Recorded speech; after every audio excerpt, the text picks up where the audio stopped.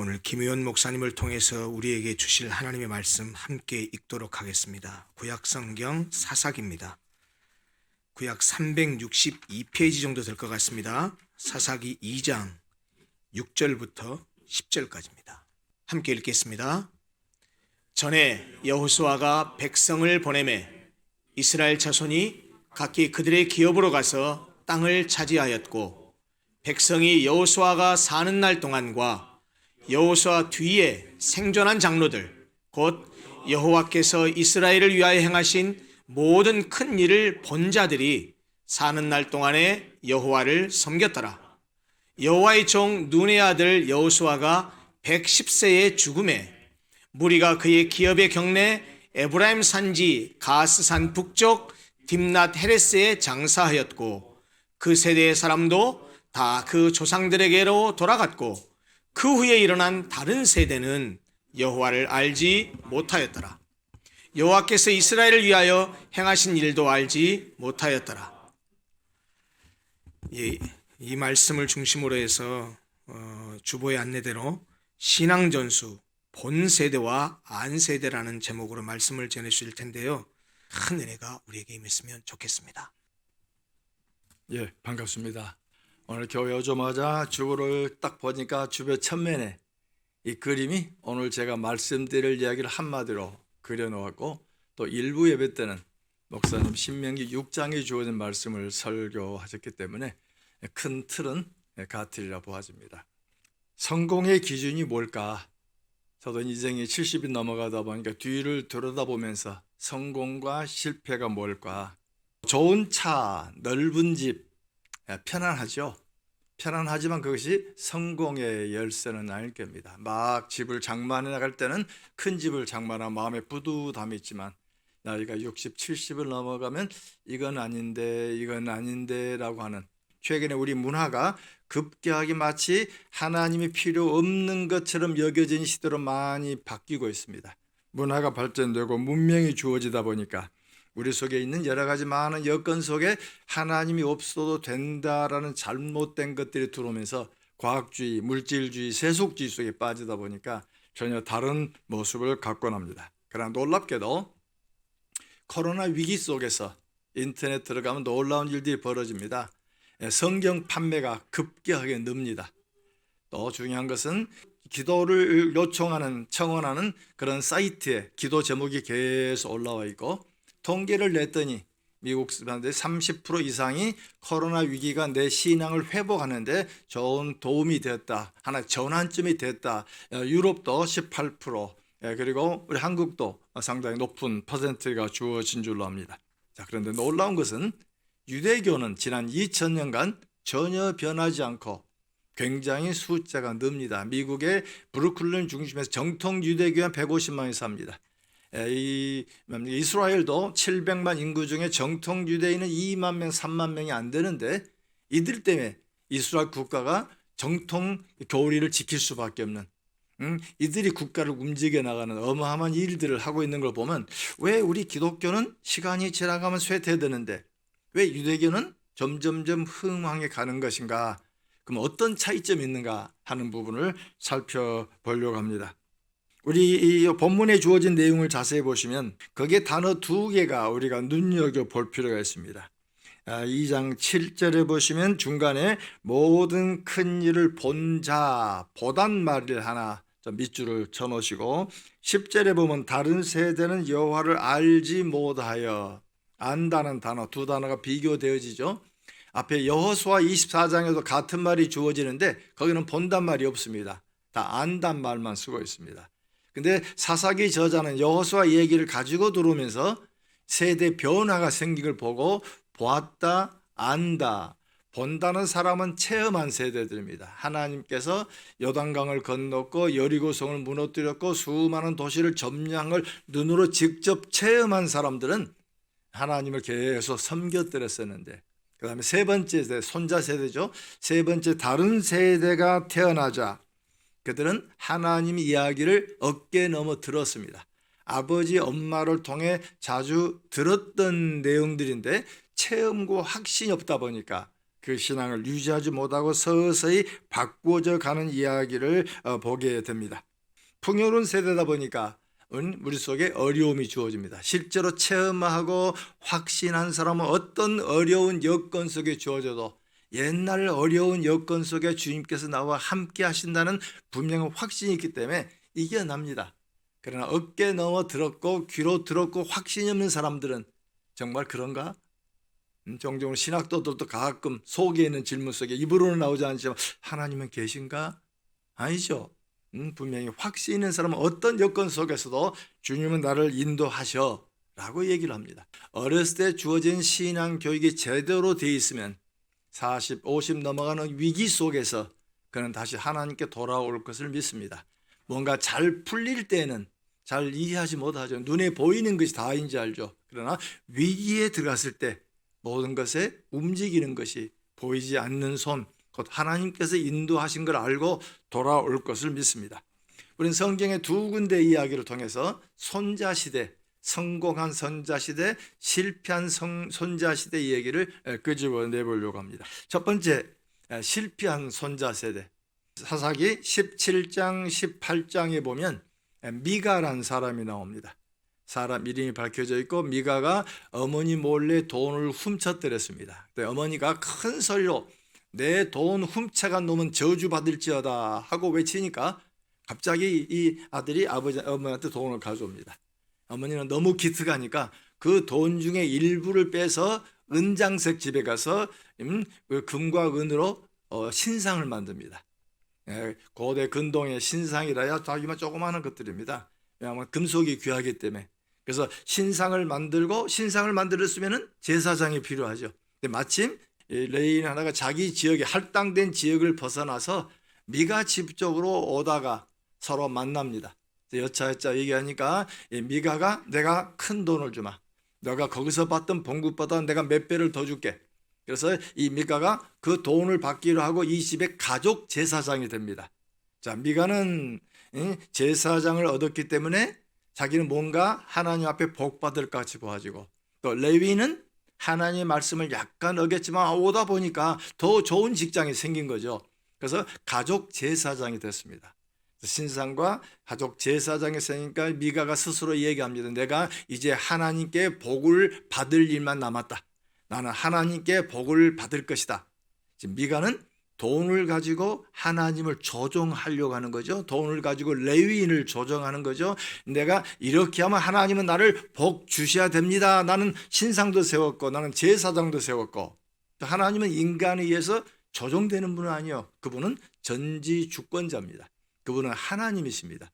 가장 중요한 것은 오래 믿었냐 성경을 몇 번 읽어서 중에 더 중요한 것은 내 삶의 주인은 그리스도십니다.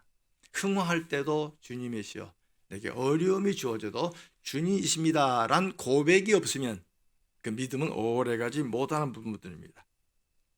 그래서 여기에 미가가 산당을 만들고 레위인을 기용하고 그러다 얼마 지나니까 단지파 사람들이 하나님의 할당된 지역이 살기가 어려우니까 밑에서는 블레셋 족속이 있고 그리고 산지가 좀 메마르다 보니까 이들이 600 군사를 동원해서 북쪽 단 지역으로 이동하게 됩니다.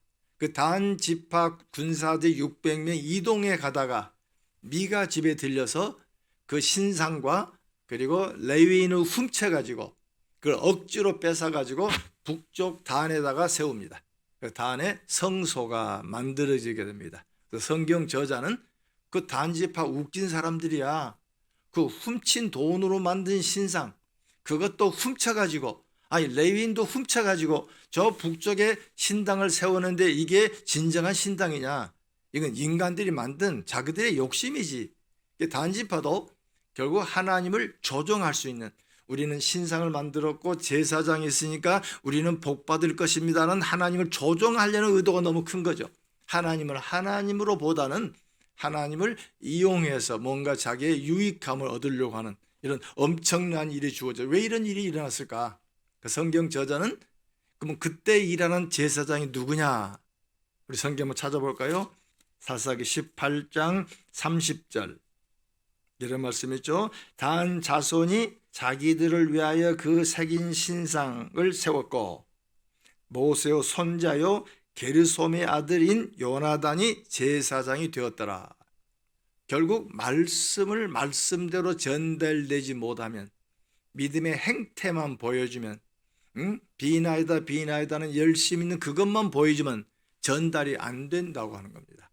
진정한 신앙은 그 모습은 아닙니다. 자, 그러면 성공한 사람들은 어디가 있는가? 창세기 28장에 보면 야곱의 이야기가 나옵니다. 야곱이 아비와 형을 속이고 도망갑니다. 도망가다가 베델이란 지역에서 잠이 들었습니다.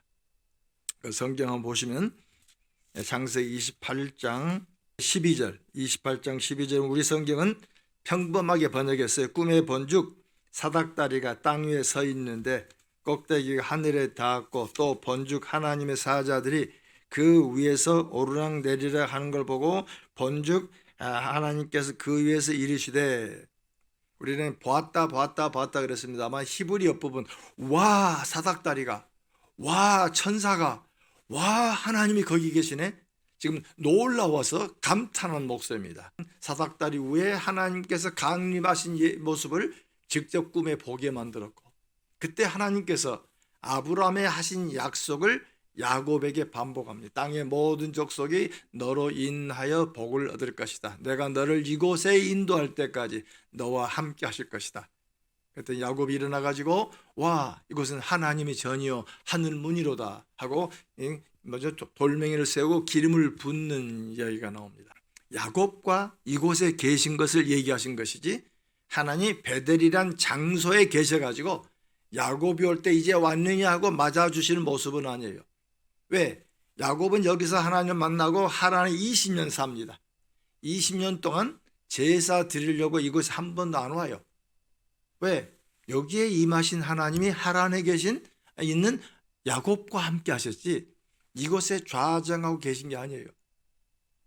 성경에 주어진 성전이나 성소의 모든 개념은 백성과 함께 하시는, 오늘 이 자리에 함께 모이고 주님이 우리에게 내주하신 그 내주하신 주님이 여러분 가정에 함께 하실 것이고 직장에 함께 하신 것이지 이곳에 계속 24시간 계신 분은 아니죠. 하나님은 백성 중에 계신 우리 속에 내주해 주시는 그 모습 속에 그래서 야곱은 바로 이런 신앙을 어디서 받았는가? 아버지에 물려받았습니다. 이삭에게서. 그래서 창세기 26장에 보면 하나님이 이삭에게 나타나셔가지고 아브라함이 한 약속을 반복하십니다. 땅 위의 모든 족속이 너로 인하여 복을 받을 것이다. 그 때문에 하나님이 나와 함께 하신 사실을 알기 때문에 이삭은 야곱에게 그 얘기를 전달해 주었고, 두 번째 이삭의 좋은 모습은 하나님이 함께 하신 모습을 삶에서 보여주었습니다. 우물을 파고 남이 빼앗으면 돌려주고 또 우물을 파고 또 빼앗으면 주고 계속 옮겨 다니면 다섯 번째 가서야 정착하는 얘기가 나옵니다. 우물을 하나 판다는 것은 그 당시에 굉장히 쉬운 일은 아니죠. 깊은 건 150m가 될 정도로 굉장히 깊은 우물들입니다. 그걸 그 땅의 소유주가 우리 것이라고 뺏으니까 이삭은 쉽게 포기할 수 있는 것은 단 하나의 사실이죠. 나를 인도하신 분은 주님이십니다. 주님을 믿었기 때문에 그때마다 도망 다니고 피했지만은 하나님 마지막에 복을 주어서 창대하게, 그래서 너무 큰 부자가 되니까 그 지역의 아비멜렉이 시샘을 할 정도로 굉장히 큰 부자가 되었다는 얘기를 합니다. 바로 이런 모습을 야곱은 눈으로 봤습니다. 근데 눈으로 본 하나님이 아니고 눈으로 본 이삭의 아버지 하나님이 아니고 바로 그 하나님이 자기를 찾아오신 거죠. 찾아온 이야기를 야곱은 거기서 끝낸 게 아닙니다. 자식들에게 여러 번 성경 두 군데 나와요. 여러 번 하나님께서 나에게 불러주었고 하나님께서 땅을 주신다 약속하셨고, 그러니까 내가 죽으면 저 막벨라 굴에다 나를 묻어달라 하는 말을 여러 번 얘기합니다. 애굽에 왔음에도 불구하고 애굽에 있는 자식들에게 내가 죽으면은 저 우리 아버지가 묻혀 있고 할아버지가 묻혀 있는 그 땅에 우리를 회복시켜 줄 것이니까 그 땅에 묻어달라. 동일한 약속을 요셉이 합니다. 아버지가 돌아가시고 요셉이 나이 들었을 때 하나님이 너희를 이 땅에 불러내어 저 약속의 땅으로 인도하실 것이다. 그때 내 사체를 메고 나가달라고 유언을 합니다. 출애굽 13장에 보면은 모세가 출애굽하면서 그때 맨 것이 요셉의 해골입니다. 해골에 가서 세겜에 나중에 묻죠. 그 때문에 아브라함, 이삭, 야곱으로 계속 흘러나온 것 속에 흐르는 신앙의 근본은 뭐죠? 하나님께서 이 땅을 주신다 약속하셨다.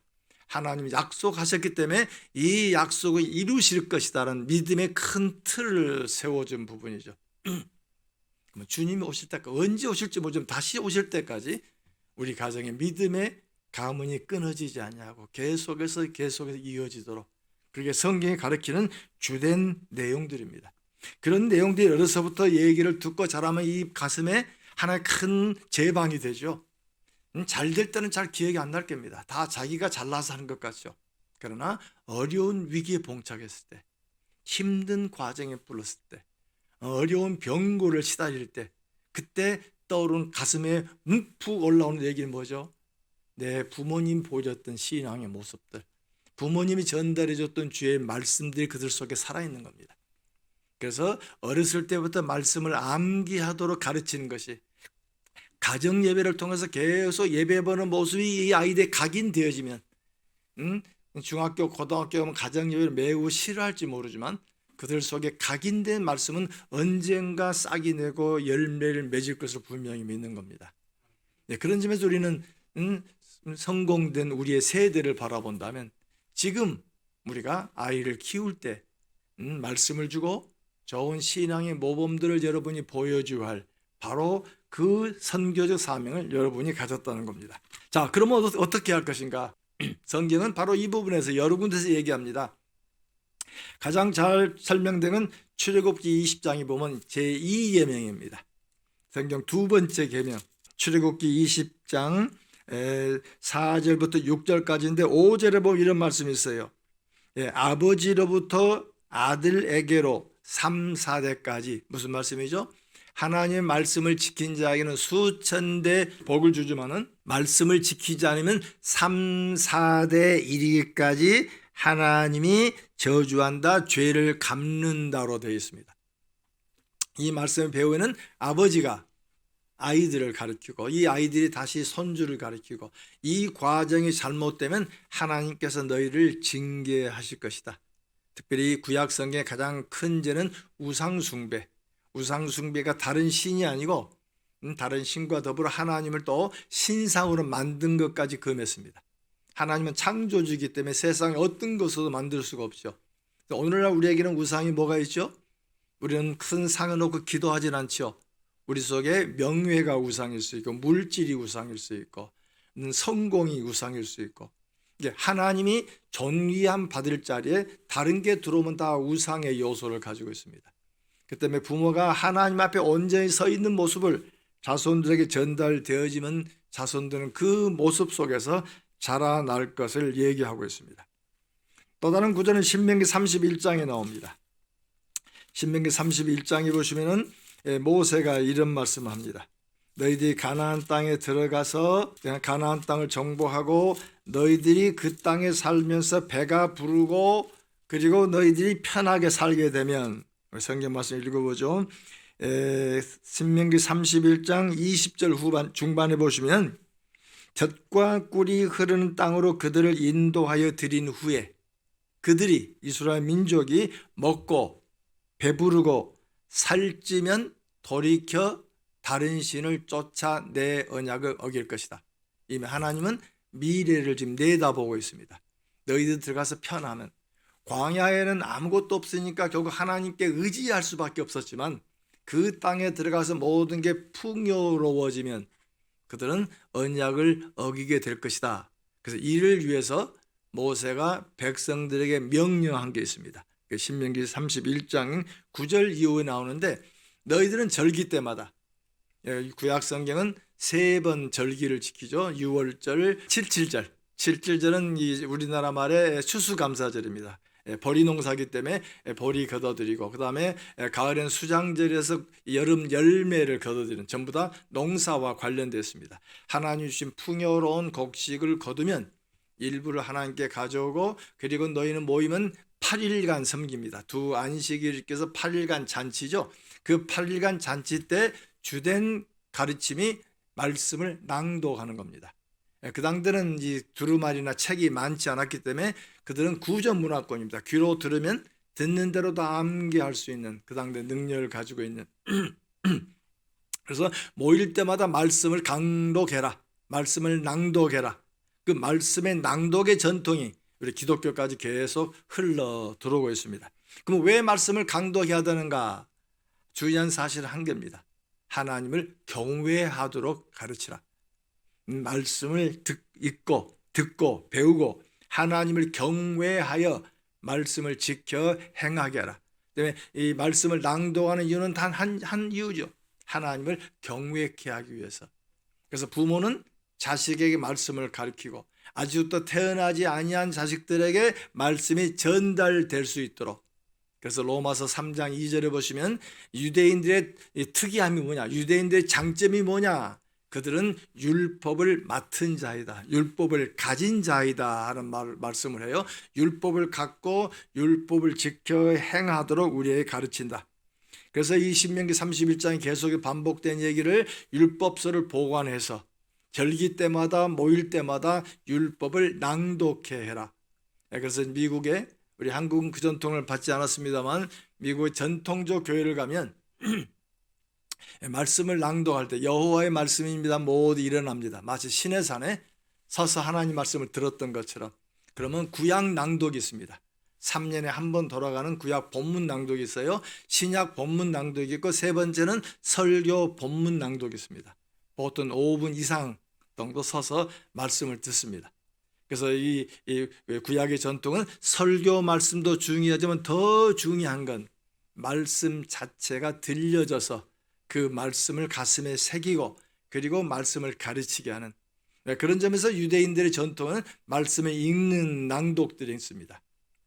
우리 누가복음 4장에 보시면은 예수님이 회당에 들어가자마자 이사야서 61장을 읽으시고 오늘날 이 말씀이 너희 귀에 응하였느니라 라는 말씀이 나와요. 그러면 이 예수님은 랍비도 아니고 회당의 어떤 큰 인물도 아닌데 들어가자마자 그걸 읽을 수 있을까? 그 당대 유대인 예법은 누구든지 말씀을 읽고 해석이 나면 누구든지 나와서 말씀을 읽고 해석합니다. 그럼 해석된 말씀은 주거니 받거니 하는 게 예배입니다. 우리처럼 일방적으로 설교하는 부분들이 아니고. 그래서 예수님은 새로운 사람이니까 회당장인 랍비가 오늘 새로운 분 예수님이 나오셔서 이 글을 읽으세요. 그래서 이 글을 읽고 해석하고 오늘날 이 말씀이 너희 귀에 응하였느니라 라는 말씀으로 당신의 사역을 시작합니다. 동일한 사역을 바울이 하죠. 그다음에 그 당대 많은 사람들은 말씀을 읽고 그리고 서로 나누면서 그 속에서 교훈을 얻어가는 게 그 당대 예법들입니다. 이게 초대교회의 전통입니다. 그래서 초대 교회를 살피면은 그 당대 큰 교회당도 없었어요. 이 교회당은 4세기 이후에 지어집니다. 3세기 동안은 건물이 없었어요. 건물이 없는데도 교회가 빠른 속도로 컸습니다. 예수님이 부활 승천할 때 12제자만 본 게 아니죠. 120명이 보았고 또 이 바울은 500명이 보았단 말도 합니다. 그런데 사도행전 2장에 보면 오순절 사건에 3,000명이 회개하고 그리고 많은 사람들이 예수 안에 들어오게 되고 사도행전 6장에 보면은 이 히브리파 과부와 헬라파 과부가 구제 문제를 가지고 다퉜다는 구절이 나와 기억나시죠? 헬라파 과부와 히브리파 과부들이 서로 구제, 헬라파 사람들이 왜 구제, 쌀을 왜 히브리파에게만 주고 헬라파 왜 우리는 안 주냐 하는 다툼이 생겼어요. 그때 모세가 일어나서 우리가 공궤를 일삼는 것 적절치 않다. 성령이 충만한 7명을 뽑아라 집사 제도가 나와요. 그때 그 다툼이 일어날 때가 예수님이 승천하시고 짧게는 6년 뒤에 일어난 줄로 봅니다. 그러면 120명의 교인이 그 당대 예루살렘과 유다 지역의 교인이 얼마나 많았길래 이런 다툼이 생겼을까? 얼마나 많이 됐을까요? 어느 주석자는 6만 명으로 봅니다. 자, 로고스 교회가 이만한 모여가지고 120명이 모여가지고 6년 만에 6만 명이 된다는 건 폭발한 부분들이죠. 그들이 교회가 폭발할 수 있는 이유가 뭘까? 교회당이 좋았을까? 교회당은 없었어요. 예식이 아름다웠을까? 아니죠. 예식도 아름답지 못했어요. 그들은 매일마다 모아 떡을 떼고 그 다음에 말씀을 묵상하고 말씀을 낭독하고 그 당대 가장 중요한 예배 예식이 낭독입니다.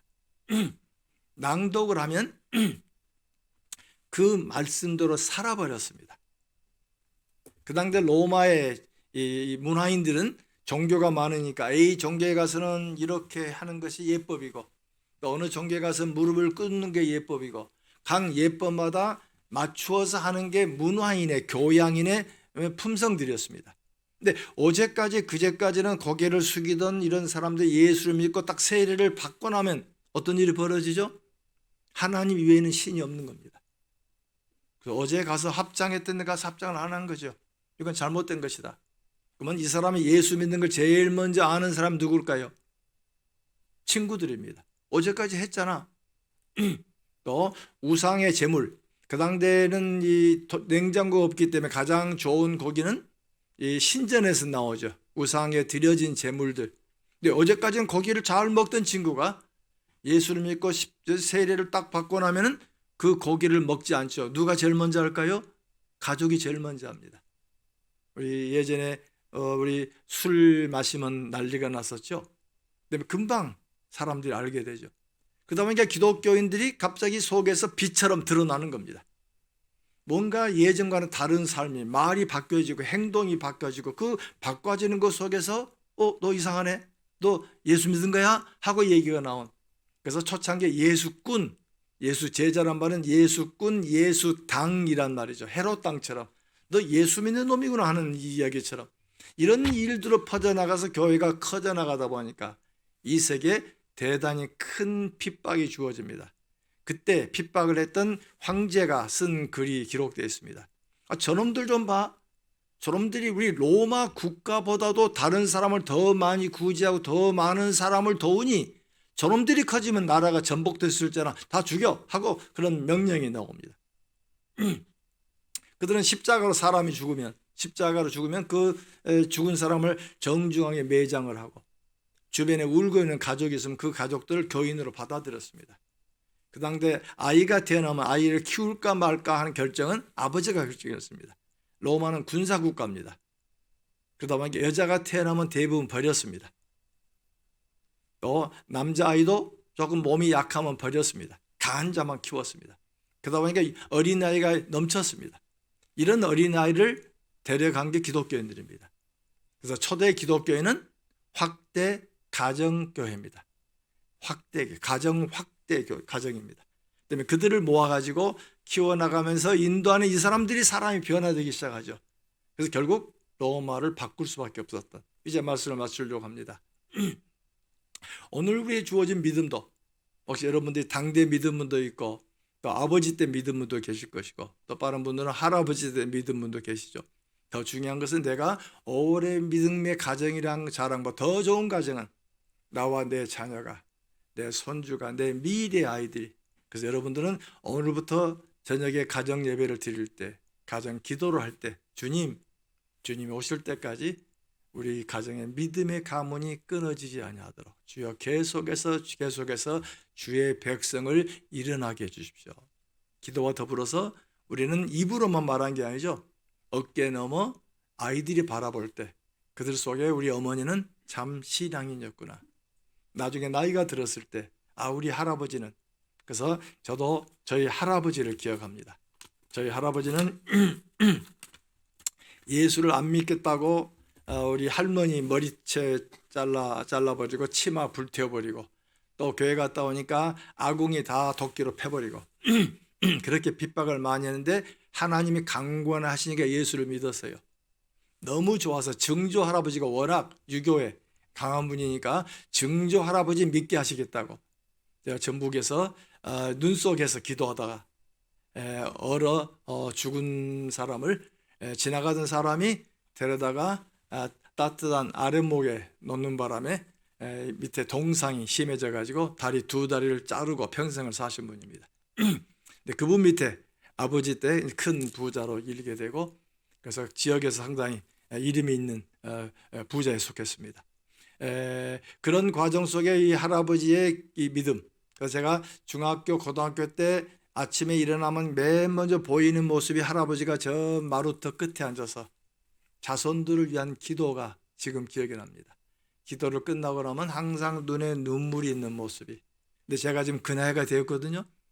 그나가 되는데 내 눈에 눈물이 없어요. 뭔가 기도가 약한 모습이죠. 지금 뭔가 풍요로우니까 내 중요한 걸 놓치고 있지 않을까. 그러나 우리에게 중요한 것은 물질이 아니에요. 성공이 아니에요. 내게 주어서 찾아오신 바로 그 주님이 우리 자녀 입술에 주님인 게 고백되기를 원하고 손자 입술에서 동일한 고백이 나오도록 기도하는 저와 여러분이 되기를 바랍니다. 저 믿음의 가정을 만드시고 마지막 주님 오실 때 주님 앞에 참 박수갈채를 받으면서 믿음의 신앙을 끝까지 지킨 여러분이 김씨면 김씨 가문을 만드시고 이씨면 이씨 가문을 만드시고 윤 목사면 윤씨 가문을 만드셔서 우리의 믿음의 가정으로 굳게 일어서는 저와 여러분이 되기를 바랍니다. 기도하겠습니다.